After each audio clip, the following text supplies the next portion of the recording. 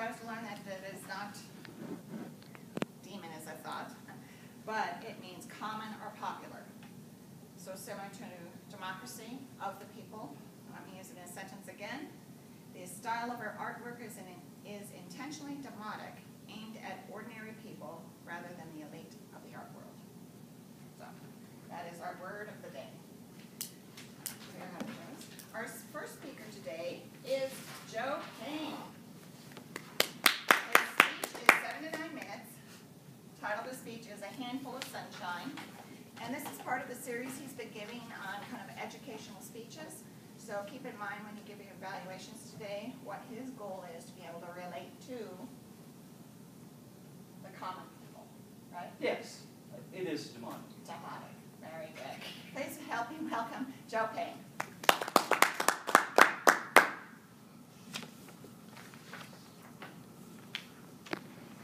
Good morning.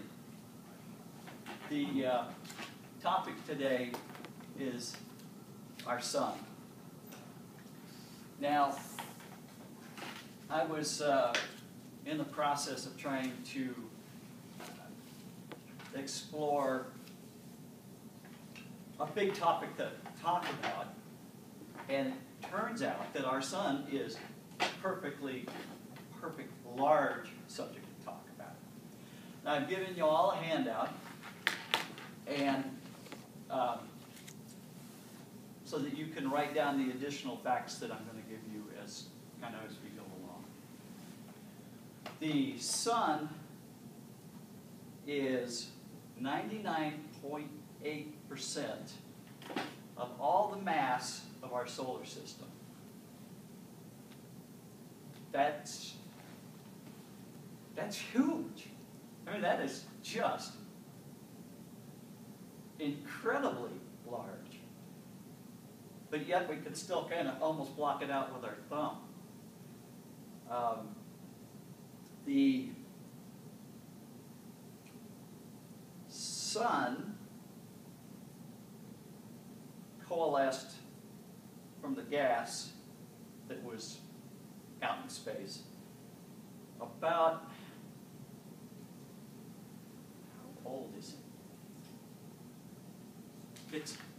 It's just a baby. It's 5 billion years old. The universe as a whole is 16 billion years. Now, this is give or take a billion years. I mean, what's a billion years between friends? So,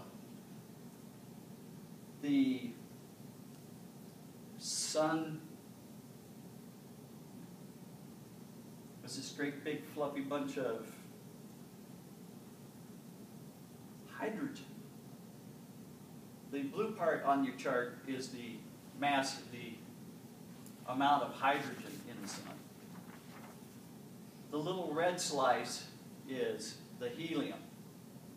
Now, what's fascinating about that is like a fuel gauge, that the pressure and temperature at the center of the sun is converting hydrogen into helium. And when it converts it at the core, it's fusion. To fuse, push together, fusion. It gives off a photon, a particle of light. That particle of light leaves, and it takes almost 1 million years to go from the center where it was generated to the outside of the sun. So we've got lots of old sunshine coming down on us. The fuel gauge, as the sun converts more and more and more hydrogen to helium, it's using up its fuel. And eventually, well, in another 5 billion years. But you know, time flies when you're having fun. Go by pretty quick. So, it'll eventually, the chart will go almost all red. then the helium will start converting. And it starts a different set of chain reactions. And the chain basically is carbon, oxygen, nitrogen, and it converts everything to that, and then it takes and burns that until it gets to iron. At the point it gets to iron, it swells up, becomes a red giant. And at that point, Earth will be in the edge of the sun. So, don't sign a long-term lease for anything over 5 billion years, because we're going to have to split. Mars will warm up, and it'll be pretty nice on Mars. But eventually, the conversion to iron will occur, and it'll come back together, and it'll be a white dwarf. And it'll just sit there sizzling.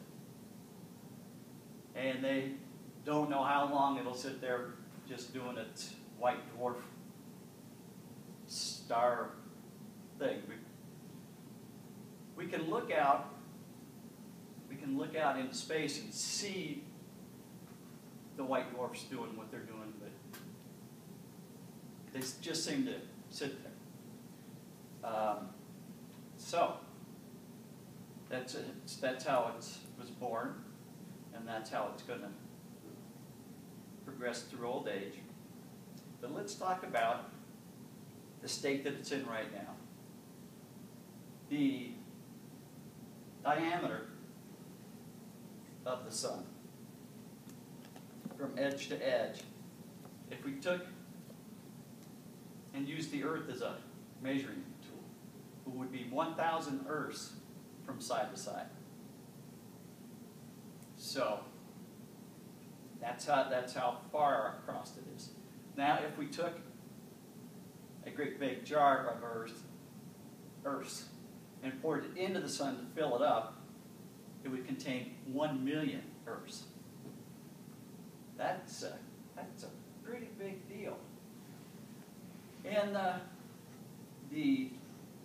because it's so big, the gravitational force that it puts out impacts things all the way out to Pluto. Well, yeah, we can talk about Pluto. It's been downgraded to a minor planet, and we're going to find a lot more icy things out there as we get a chance to explore it better. So, back to the sun. So, that is that.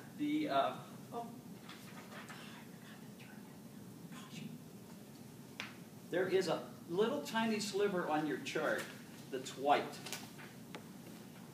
And that is this set of elements.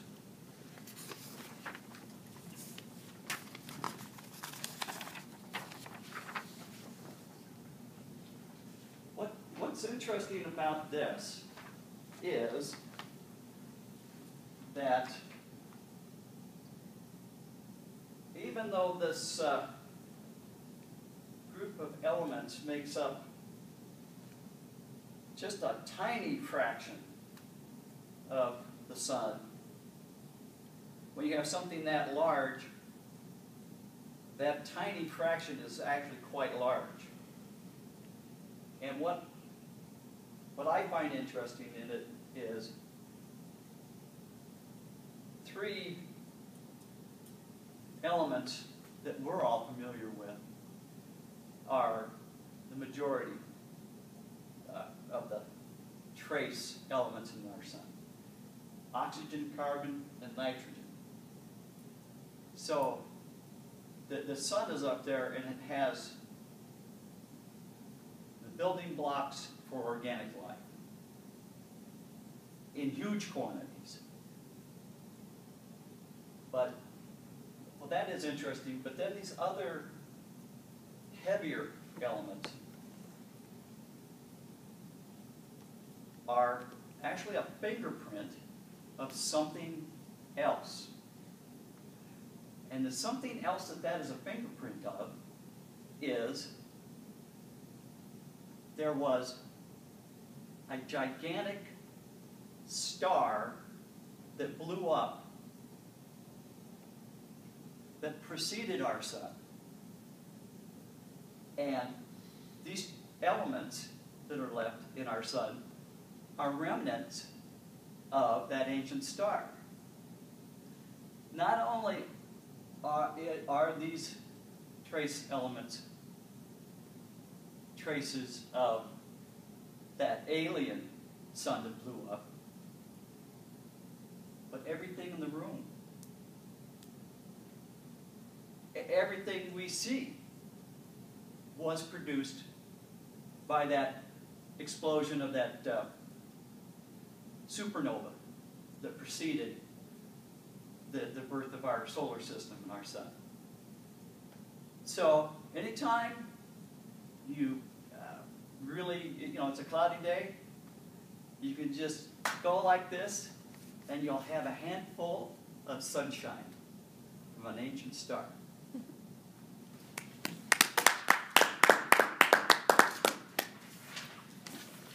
you very much, Joe. Take a minute or two for council comments.